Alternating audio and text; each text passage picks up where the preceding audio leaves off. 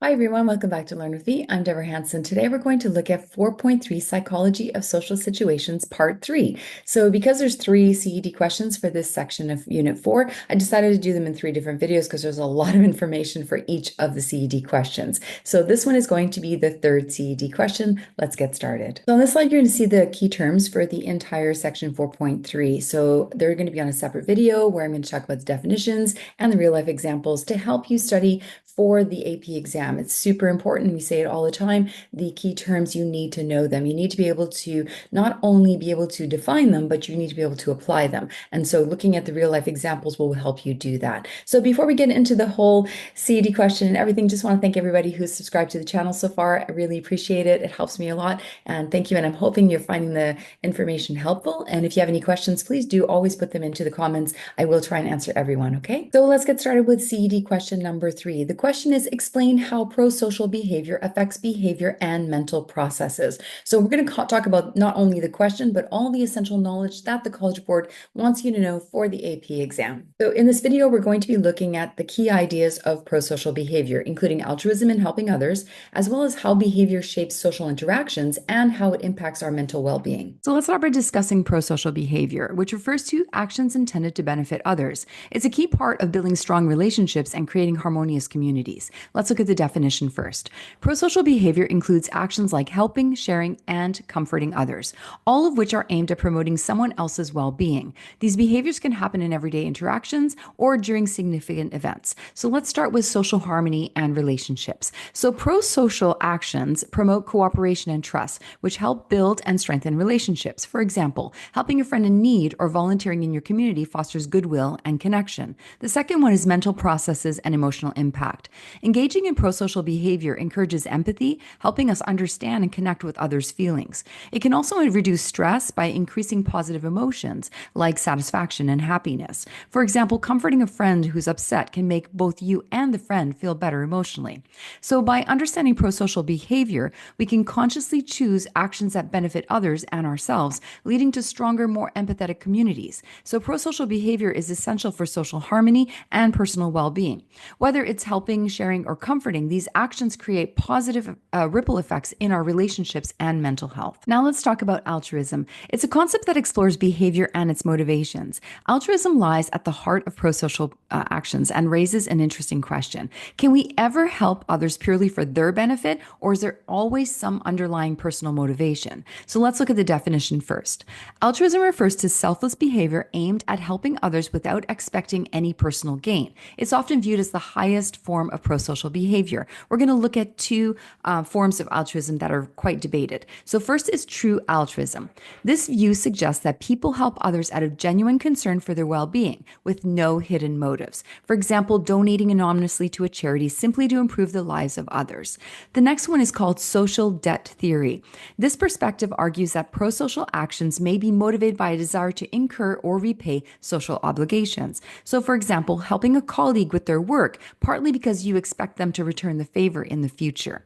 So understanding altruism helps us explore the motivations behind helping behavior and the way it strengthens our social bonds. So whether altruistic actions stem from pure concern or social expectations, they play a vital role in fostering cooperation and compassion.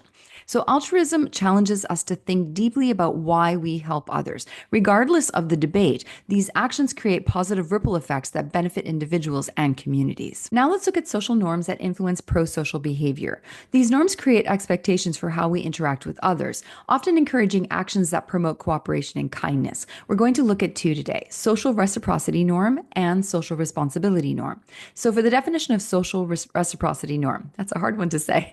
This norm is the expectation that we should return help when someone helps us. It fosters mutual support and trust in relationships. For example, imagine your friend helps you move into your new apartment, and then a few weeks later, they're moving into their new apartment, so you feel obligated to assist them in return. The reciprocity norm strengthens social bonds by encouraging fairness and mutual assistance. The second one we're going to look at is social responsibility norm. The definition is, this norm is the expectation that we should help those in need, even if there's no expectation of personal benefit. It reflects a sense of moral duty. For example, helping an elderly person cross the street or donating to a disaster relief effort without expecting anything in return. The responsibility norm promotes compassion and care for vulnerable members of society, fostering social harmony. These norms show us how society encourages pro-social behavior, helping individuals and communities thrive. By understanding these expectations, we can better organize the motivations behind our actions and strengthen our relationships. Social norms like reciprocity and responsibility play a vital role in shaping pro-social behavior. By following these norms, we create a more cooperative and compassionate world. Now let's take a look at the bystander effect. This is a phenomenon that explains why people are less likely to help in an emergency when others are present. It's a surprising and important aspect of human behavior to understand. The bystander effect occurs when individuals are less likely to intervene in an emergency situation because they assume that others around them are going to step in. The presence of a group often reduces individual responsibility. There are two key factors behind the bystander effect. The first is diffusion of responsibility. When many people are present, individuals feel less responsible for taking action. So, for example, on a crowded train platform, people might assume that someone else is going to help if a person has fallen. The second one is situational awareness. Sometimes people fail to recognize a situation as an emergency. So, for example, if no one else reacts, individuals may assume the situation isn't as serious and follows the crowd's inactions. So, understanding the bystander effect helps us become more aware of group dynamics and encourages us to act when we see someone in need, regardless of others' responses. The bystander effect reminds us of the importance of taking initiative in emergencies. Even small actions can make a big difference. So, let's explore the factors that influence prosocial behavior, the actions we take to help others, because understanding these factors helps us recognize why we choose to assist in some situations and not in others. We're going to start with situational variables. The context of a situation can strongly influence whether someone engages in prosocial behavior. For example, the presence of others, the bystander effect. People are less likely to help others if there's other people present. That's the diffusion of responsibility. For example, in a crowded setting, individuals may assume that someone else is going to take action. The second thing is the urgency of the situation. The more critical the need, the more likely people are to step in. So helping someone in a medical emergency will often be prioritized over something that's less urgent. And lastly, the relationship to the person in need. People are more likely to help someone if they know them or if they feel connected to them. So we are more likely to assist a close friend versus like a complete stranger.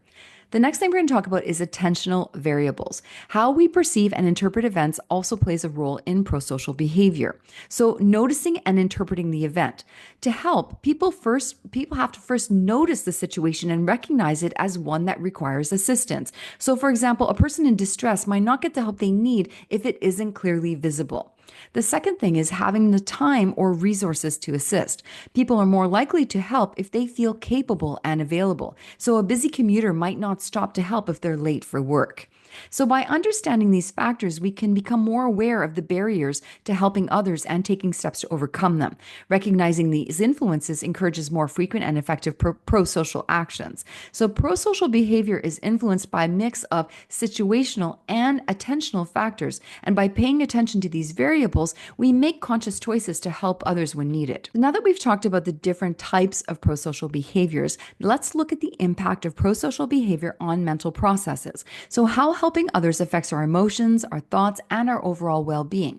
While prosocial actions often bring positive outcomes, they can also present some challenges. Let's look at the positive effects of prosocial behavior. There are three we're going to look at. The first one is fosters empathy and social bonds, because helping others strengthens relationships and builds trust. So volunteering in your community creates meaningful connections and a sense of belonging. The second is it increases our happiness and reduces stress, because engaging in prosocial acts releases this feel-good chemical in the brain. It's often referred to as the helper's high. So donating to a charity or comforting a friend, that can lift your mood and reduce your stress. And the last one is it promotes a sense of purpose and well-being. Helping others provides a sense of fulfillment and it reinforces our values. For example, teaching a skill to someone else can make you feel accomplished and valued. Now, let's look at the challenges of prosocial behavior. First of all, burnout. While helping others is rewarding, it can become overwhelming or exhausting, especially if the efforts feel one-sided or unappreciated. So constantly caregiving without breaks can lead to emotional exhaustion. Recognizing the positive effects of prosocial behavior encourages us to help others, while being mindful of the challenges ensures us that we maintain our own well-being. So prosocial behavior has powerful benefits to our mental processes. It fosters happiness, empathy, and purpose. And by balancing our efforts, we can maximize its positive impact while avoiding burnout. Okay, so now that we've learned all about the different prosocial behaviors and how they impact our behavior and mental processes, let's have a look at how prosocial behaviors can be applied in different settings, from schools to workplace and communities. Because by fostering kindness and cooperation, prosocial behavior creates environments where people can thrive. Let's start with education. Schools can promote prosocial behavior by encouraging empathy and cooperation through group activities. So, for example, assigning team projects where students help each other achieve a shared goal fosters collaboration and understanding. And in the workplace, promoting prosocial actions like teamwork and mutual support improves morale and productivity. So, for example, implementing peer recognition programs encourages employees to support and appreciate each other. And lastly, community. Communities benefit from prosocial behavior through initiatives that promote volunteering and social responsibility. So, for example, organizing neighborhood cleanups or food drives strengthens community ties and inspires collective action. So, applying prosocial behavior in these settings builds stronger relationships, enhances well being, and creates more harmonious and productive environments. Prosocial behavior has the power to transform schools, workplaces, and communities. And by encouraging empathy and cooperation, we can foster connections that benefit everyone. Okay, so we've learned a lot of information on the CED question, but let's just put it all together like in a little nutshell. So the key concepts we looked at were altruism and social norms drive prosocial behavior. We looked at the bystander effect and how it highlights situational and attentional barriers to helping. And lastly, we looked at prosocial actions and how they enhance mental well-being and strengthen social bonds. So we need to understand prosocial behavior and how they help us foster positive interactions and create supportive environments. You need to be able to answer these on FRQs. You need to be able to apply this on the exam. So that is all the essential knowledge that you need to know for CED question number 3. Explain how prosocial behavior affects behavior and mental processes.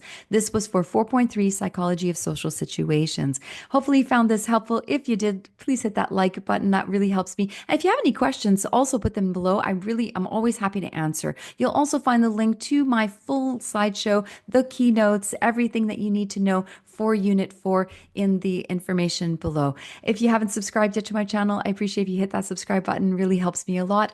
I hope you found this helpful. Thank you for listening and see you next time.